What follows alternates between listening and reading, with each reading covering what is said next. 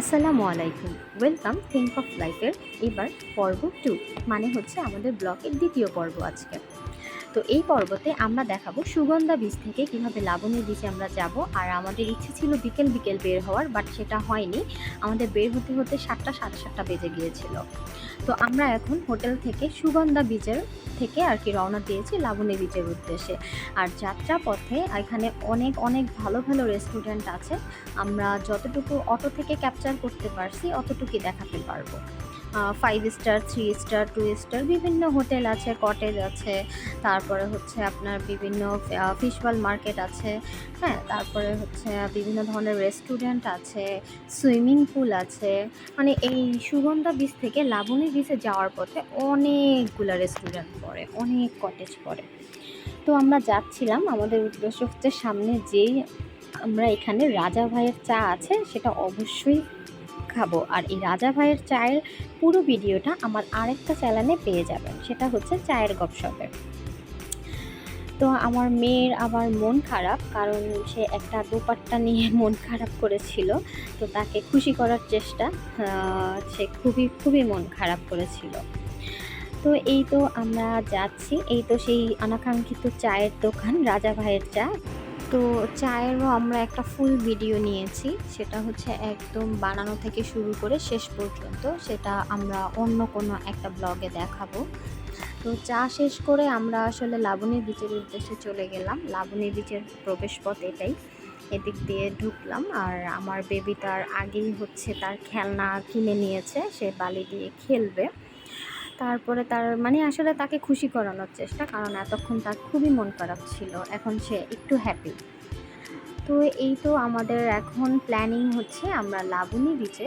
তো লাবণী বিচে আমরা কিছুক্ষণ সময় থাকবো, এখানে আমরা একটু বসবো, রিল্যাক্স হব। দেন আমার বেবি অনেক এনজয় করছে, সে খুব মানে এত খোলামেলা পেয়ে সে খুবই দৌড়াদৌড়ি করছে আর কি। তো এই তো ওয়েদারটাও অনেক ভালো ছিল, সুন্দর ছিল, খুব ভালো লাগছিল সব কিছু মিলে।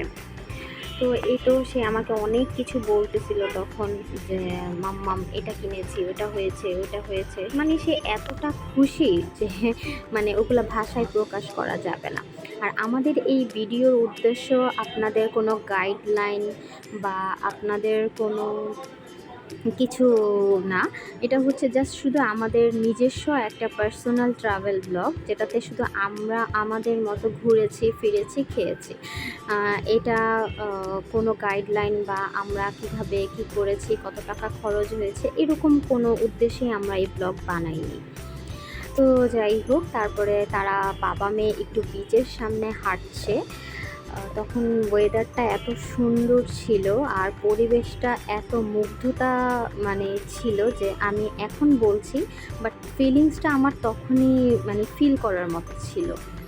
তো আমার মেয়ে আসলে পানি দেখে, মানে ওর এটা হচ্ছে প্রথম কক্সবাজারে যাওয়া বা সমুদ্র দেখা। ও ওর বাবার সাথে অনেক বেশি এনজয় করেছে।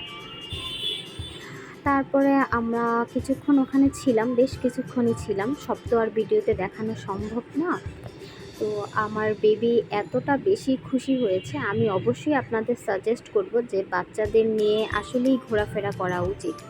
হ্যাঁ, একটা বেবির মন মানসিকতা বোঝানোর জন্য ওকে বাহিরের কোলাহলটা বোঝানো উচিত।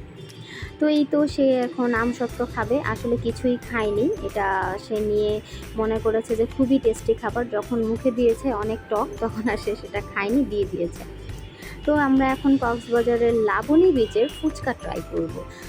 টেস্ট রেটিং হিসাবে খুবই খুবই বাজেই ছিল, একদমই ভালো ছিল না। খেয়ে তো আমি বলেছি যে আমি নেক্সটে কখনো যদি কক্সবাজার আসি অ্যাটলিস্ট ফুচকা খাবো না। মানে তাদের টেস্ট আর কি বলবো, খুবই বাজে ছিল। যাই হোক, তো এখান থেকে আমরা এখন কিছুক্ষণ সময় ছিলাম, তারপরে বলেছিলাম যে রেস্ট নিব, চেয়ারে বসবো। তখন যেই আধা ঘন্টা বা 1 ঘন্টা সময়ে নির্ধারিত থাকে ওনাদের, তো আমরা 1 ঘন্টার জন্য নিয়েছিলাম। এত ভালো লাগতেছিল, একটা হচ্ছে সমুদ্রের বাতাস, গর্জন আর তারপর একটু নিরিবিলি। আপনার সুগন্ধা বিচে এই টাইমে প্রচুর মানুষ, প্রচুর ভিড়। আর লাবণী বিচটা যেহেতু একটু দূরে, এই জন্য অনেক বেশি খোলামেলা ছিল।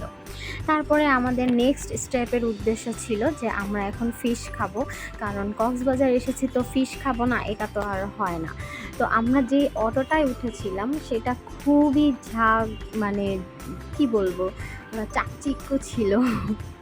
তার মিউজিক বাজতেছিল, ঘড়ি ছিল, তার অটোতে অনেক ধরনের লাইট ছিল। তো আমার মেয়ে ডান্স করতেছে, মানে ওর অটোতে ওঠার পর আমরা অনেক বেশি এনজয় করেছি।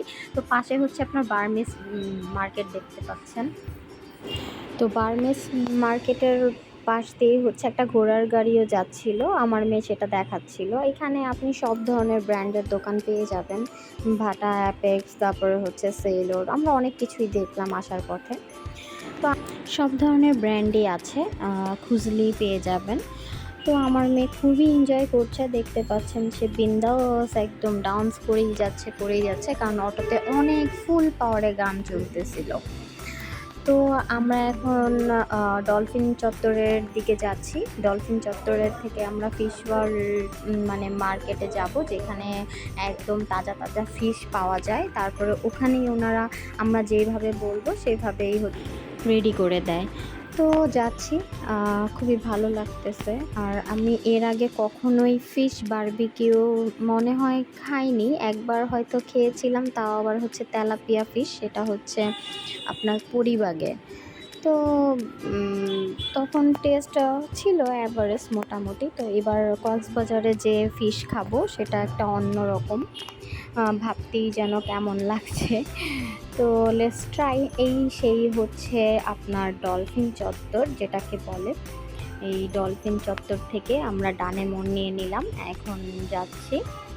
তো এখানেও অনেক ভালো ভালো রেস্টুরেন্ট আছে, আপনার 2 স্টার বলেন, 5 স্টার বলেন, অনেক বড় বড় শোরুম আছে। মানে যা প্রয়োজন, যা লাগবে সবই। তো আমরা এখানে আর খুব একটা দাঁড়াইনি, আমরা সামনের দিকেই যাচ্ছিলাম। অনেক বড় বড় রুফটপ রেস্টুরেন্ট ছিল এখানে, দেখতেও অনেক ভালো লাগছিল। তো আপনার ভাই বলল যে এখানে অনেক বেশি কস্ট। তো এই যে রেস্টুরেন্টগুলো দেখছেন, এখানে আবার আপনি একটু আপনার নিজের রেঞ্জের মতো পেয়ে যাবেন। তো আমরা এখানেও একটা বিচের মতো করা হয়েছে, সামনে পুরোই বিচ। তো সেই ফিশ মার্কেট না, আসলে এগুলো হচ্ছে একটা রেস্টুরেন্ট। দেখতে পাচ্ছেন এখানে রূপচাঁদা, চিংড়ি, কোরাল, তারপরে হচ্ছে টুনা। হ্যাঁ, আর সবচেয়ে বেশি আমার ভালো লাগছে হচ্ছে কাঁকড়াগুলো হচ্ছে জীবিত, এগুলোকে ধরে এরকম ঝুলিয়ে রেখেছে, এগুলো নড়ছে, আপনারা দেখতে পাবেন ওই যে নড়ছে। হ্যাঁ, এই জিনিসগুলো দেখতে আমার খুব ভালো লাগছে। তো এর আগে আমি কখনোই কাঁকড়া খাই নাই, এবারই হবে ফার্স্ট টাইম যেটা খাবো। আর লবস্টার অবশ্যই অর্ডার করব। আমি আসলে চিংড়ি মাছের অনেক বেশি ভক্ত, চিংড়ি মাছ যেভাবেই হোক আমার খেতে অনেক ভালো লাগে। তো এই আমাদের ফিশগুলো চলে আসছে, এটা হচ্ছে কাঁকড়া ফ্রাই, এটা হচ্ছে আপনার রূপচাঁদা বারবিকিউ, আর সেই আমাদের লবস্টার। হ্যাঁ, তো খেতে কেমন হয়েছে সেটা আগে বলি। কাঁকড়াটা মনে হয়েছে চিংড়ি মাছই খেয়েছি, আর রূপচাঁদাটা খুবই খুবই ভালো টেস্ট ছিল, যেটা অনেক ভালো লাগছে আমার খেয়ে। আর লবস্টার আমি আসলে বুঝতেই পারি নাই যে এটা বড় চিংড়ির স্বাদ ছোট চিংড়ির মধ্যে একদমই না, অন্যরকম একটা স্বাদ। তো আমার কাছে খুব একটা, আমি যেহেতু চিংড়ি খোর, তারপরও আমার কাছে খুব একটা মানে এটা বারবিকিউতে ভালো লাগে নাই। তো অনেক রাত, তখন প্রায় ঘড়িতে 11টা বাজে। তো আমাদের যেহেতু আবার হোটেলে ফিরে যেতে হবে, সেই উদ্দেশ্যে আমরা ওখান থেকে আবার রওনা দিয়েছি। তো এখন আমরা এই ডলফিন ওয়ার্ল্ড চত্বর ত্যাগ করছি। তো আমার কোনো ভুল ত্রুটি হয়ে থাকলে অবশ্যই ক্ষমার দৃষ্টিতে দেখবেন, যেহেতু আমি কোনো ব্লগার না, চেষ্টা করছি নতুন নতুন ব্লগ করার। তো থ্যাংক ইউ ফর ওয়াচিং, সবাই ভালো থাকবেন, আসসালামু আলাইকুম।